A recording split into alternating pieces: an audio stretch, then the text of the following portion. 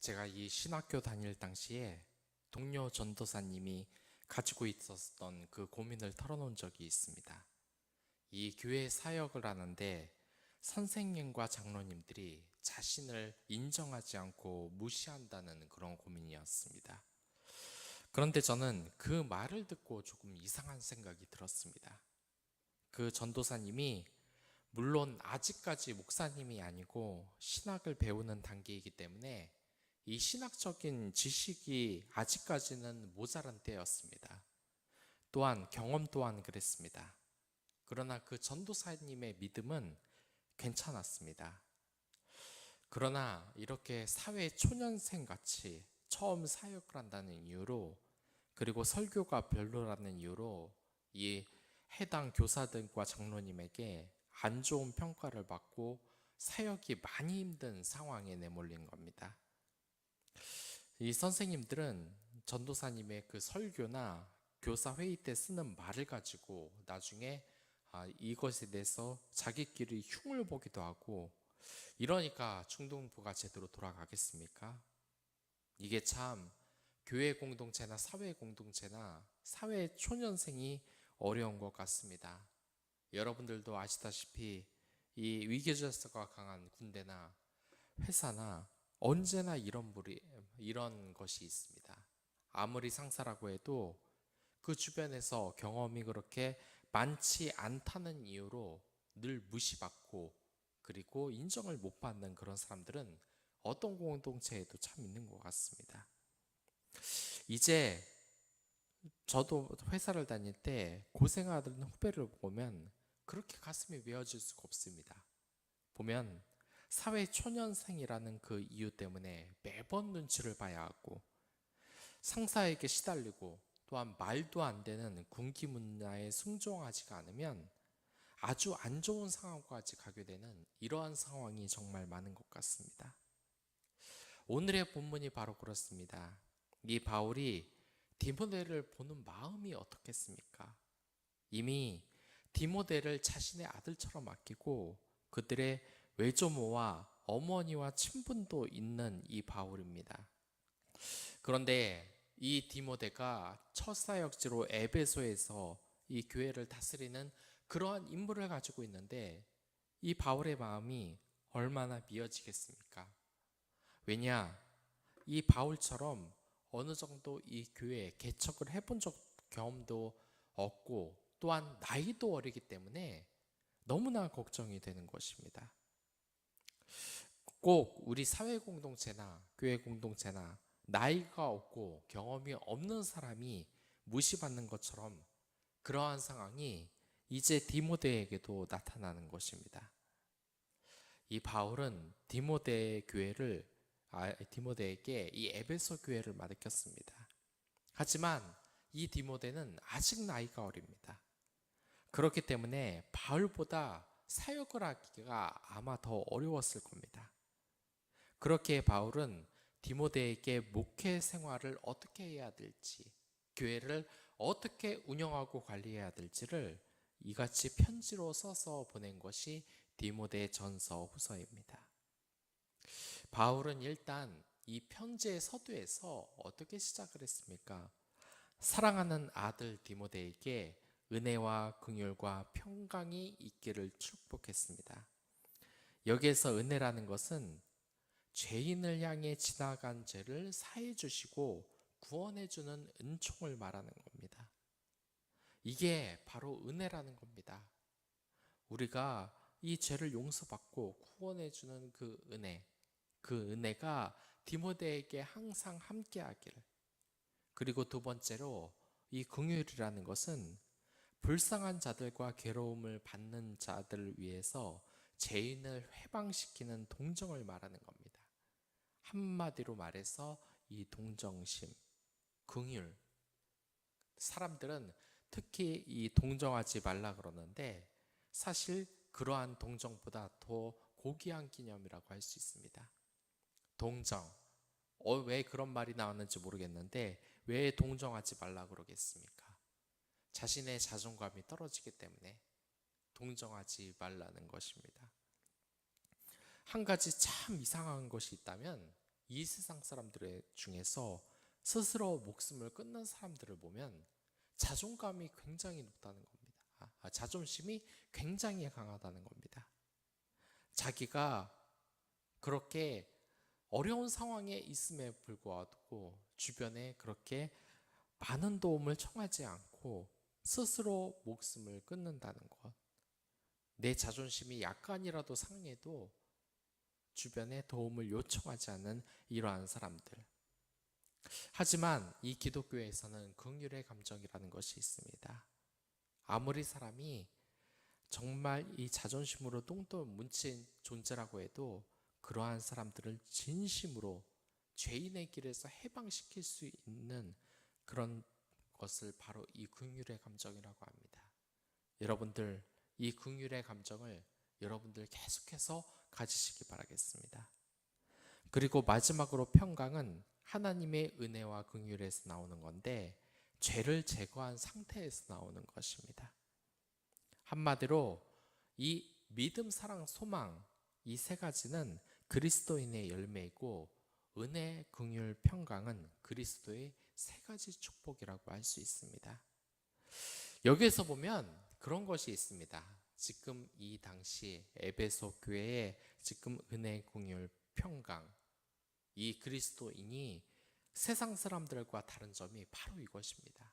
세 가지 축복을 상대방에게 주는 존재가 바로 그리스도인. 이 세상 어떻습니까? 저는 직장 생활을 하면은 늘 그런 걸 많이 경험합니다. 사방에서 주위 사람들 흉을 정말 많이 봅니다.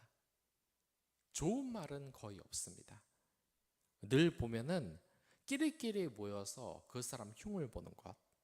하지만 이 그리스도인이 정말 다르다는 것은 이와 같이 세 가지 축복을 줄 안다는 겁니다. 저는 몇 년 전에 인생의 고민을 가지고 있는 그 성도를 본 적이 있습니다. 어떻게 해야 될지 모르겠다는 겁니다. 그 남편과도 사이가 너무나 나빠졌고 정말 어떻게 해야 될지 모른다고. 그런데 그 목사님께서는 이 성도들에게 이런 충고를 하셨습니다. 남편을 위해 축복을 하라는 겁니다. 문제가 뭐냐면 지금 이 성도도 그렇고 남편도 그렇고 서로에 대해서 안 좋은 점만 말하고 생각을 한다는 것입니다. 교회에 와서도 또한 자기가 속한 공동체에서도 이렇게 안 하면 스트레스가 안 풀린다는 이유로 매번 남편 흉을 보고 다니는 거였습니다. 이게 바로 그것입니다. 정말 무서운 것입니다. 남편에게, 아내에게 그러한 욕설을 하지 말고 축복하는 게 어때요? 그러면 이런 변명을 합니다. 이렇게라도 안 하면 내 분이 풀리지 않는다. 이렇게라도 안 하면 나 스트레스 쌓여서 안 된다. 그러나 여러분들, 이건 정말 위험한 것입니다. 스트레스가 당장 풀린다는 이유로 여러분들의 몸을 망칠 작정입니까? 저는 사회에서 술을 먹는 것으로 이 스트레스를 푸는 사람을 봤습니다. 술을 끊는 게 어때요? 라고 말하면 내가 이것도 끊으면 스트레스 풀 방법이 없다. 나 정말 죽는다. 이게 말이 되는 것입니까? 어떤 사람들은 스트레스를 푸는 방법을 먹는 것으로 합니다. 그래서 그런 폭식 멈추는 게 어때요? 하면 나 이런 것까지 못하면 정말 죽는다. 여러분들, 그리스도인은 축복을 하는 사람입니다. 자기 자신이 사는 것뿐만 아니라 다른 사람을 살리는 것이 바로 이 그리스도인인 것입니다. 그러나 여러분들, 이 세상을 보면 어떻습니까? 가장 먼저 이 사회 공동체들이 들어가면 가장 먼저 하는 것이 군기 잡는 겁니다. 욕설을 하면서 어떻게든 이 상하관계를 철저하게 만드는 것입니다. 이 군대 문화가 우리 사이에 정말 많이 남아 있습니다. 이 서열 문화, 이게 운동부나 영업하는 직원들 뿐만 아니라 이 영업을 하는 사람, 이런 사람들은 손님을 안으로 불러들일 수도 없습니다. 신문 잡지도 짬이 안 되면 불러 세울 수도 없습니다. 완전히 이등병처럼 생활을 하는 겁니다. 그리고 이게 왜 안 없어지는지 아십니까? 바로 그것입니다. 이런 것 좀 고치면 어때요? 라고 말하면 상대 쪽은 이렇게 말을 합니다. 이런 거 없으면은 이 시스템이 돌아가질 않는다. 이게 조직에서 군기 문화가 없으면 당나라 군대가 된다고 하기 때문입니다. 그러나 여러분들, 한 가지 조심해야 될 것이 있습니다. 여러분들이 아는 그 유럽과 기독교 국가들, 미국 같은 기독교 국가에서 서열 문화 때문에, 그리고 들어오자마자 후배들을 그렇게 비인격적으로 다루는 공동체가 어디 있습니까? 세상에 기독교를 믿는 공동체가 그런 모습을 갖지는 않는 겁니다. 몇 년 전에도 그러한 이야기가 나왔습니다. 이 개그맨들 사이에서 집합과 구타가 그렇게 만연을 하는데도 아직까지 고쳐지지가 않는다고 합니다.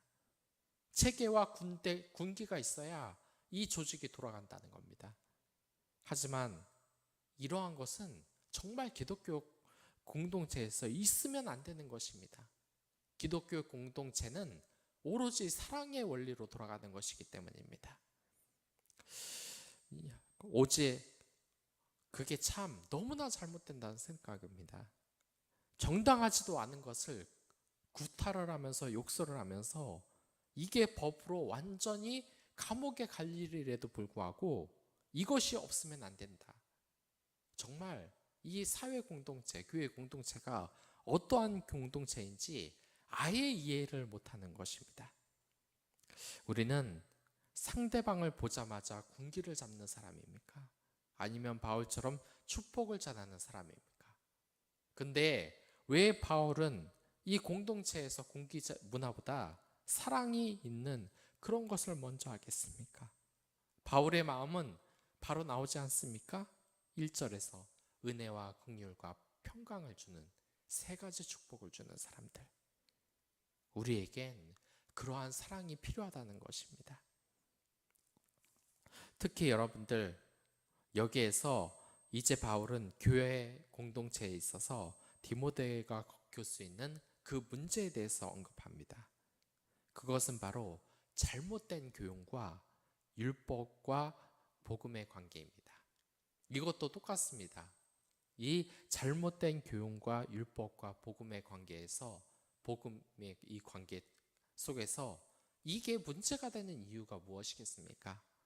하나님의 교훈과 하나님의 그 율법과 하나님의 복음은 사랑이 있습니다.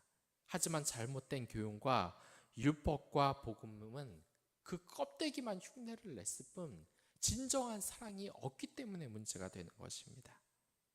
잘못된 교훈이라는 게 대체 어떠한 것이겠습니까? 단순히 말장난만 하는 그 당시 사회 풍조 같은 것, 그런 것이 이러한 것입니다. 물론 뭐 그런 것도 있습니다. 들으면 굉장히 시원한 말이 있습니다. 아프면 청춘이다. 아프면 그게 어떻게 청춘이냐? 환자지. 당장 들을 때는 속이 시원하고 그런 건 있지만 한계가 있는 것입니다. 이 사회를 향해서 분노하게 하는 것, 그리고 이 사회에 대해서 그냥 포기하게 하는 듯한 이런 잘못된 교육, 그런 것도 있지 않습니까?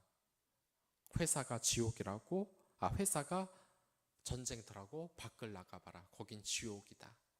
이러한 것, 말을 들으면 공감도 되고 슬픔도 있지만 결코 우리에게 좋은 교훈은 아닌 것.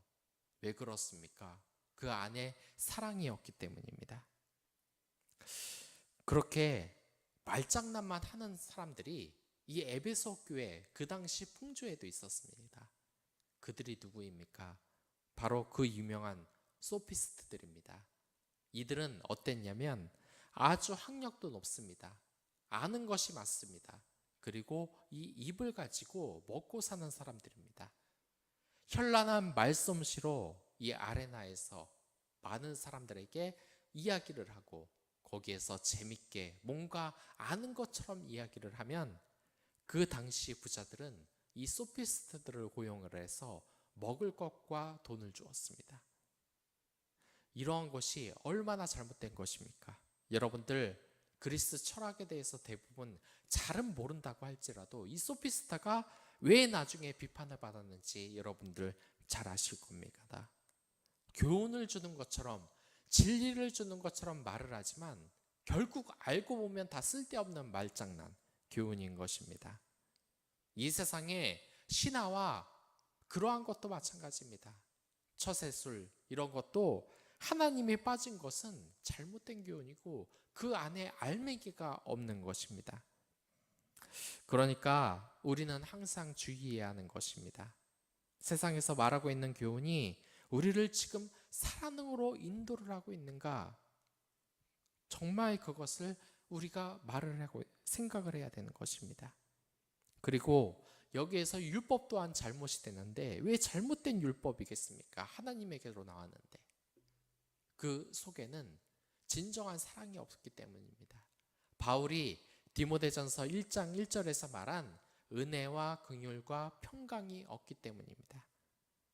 이 평강이라는 것은 바로 이 구원을 받은 그 상태로서 그 평안함을 이야기하는 것입니다. 여러분들, 우리가 바로 그러한 것입니다. 이 율법이 잘못된 것, 사랑이 없고 그러면 이 구태한 것은, 구태위원한 것은 벗어야 되는 것입니다. 옛날에 디오시라는 가수가 있었습니다. 그 노래에서 이 머피의 법칙에서 이런 말이 있었습니다. 내가 사랑하는 여자들은 왜 항상 동성동본인 거야? 옛날엔 진짜 그랬습니다. 동성동본이라면 결혼을 못했습니다. 왜겠습니까? 워낙에 다 아는 사람들, 이웃 사촌이라는 말이 정말 들이맞는 그 사회 풍조. 한 동네에서 모든 사람들이 다 알고 혈연 관계에 있는 그런 상태. 그런 상태에선 동성동본이 결혼을 하면 안 됐습니다. 하지만 지금 이 시대에는 동성동본이 결혼을 안 한다는 것은 사회 풍조에 맞지 않은 것입니다. 여러분들이 우리가 정말 그리스도인이라고 하면은 사람들에게 이 바울처럼 은혜와 긍휼과 평강의 이 3대적인 축복을 전해주는 사람이 되어야 될 것입니다. 지금 오늘이 바로 추석입니다. 많은 사람들이 이 추석을 싫어하는 이유가 뭐겠습니까? 3대의 축복은 전해주지 않고 3대의 저주를 맨날 퍼붓기 때문입니다. 너 공부를 왜 이렇게 못하니? 너 취업을 왜 이렇게 언제 할 거냐? 너 결혼 안 하고 대체 뭐 하는 거냐? 이게 추석뿐만이 아닙니다. 우리가 3대의 축복을 주는 사람인지 3대의 저주를 주는 사람인지 그 말을 들으면 얼마나 기분이 나쁩니까? 그렇다면 생각을 하십시오. 나는 저러면 안 되겠구나. 오늘 행복한 한가위 되시고 이것이 끝나더라도 그리스도의 3대 축복을 위해서 주변의 사람들을 위해 늘 기도하고 주변의 사람들을 위해 늘 축복하는 축복의 말만 전하는 여러분들이 되었으면 좋겠습니다. 그럼 다 같이 기도하도록 하겠습니다.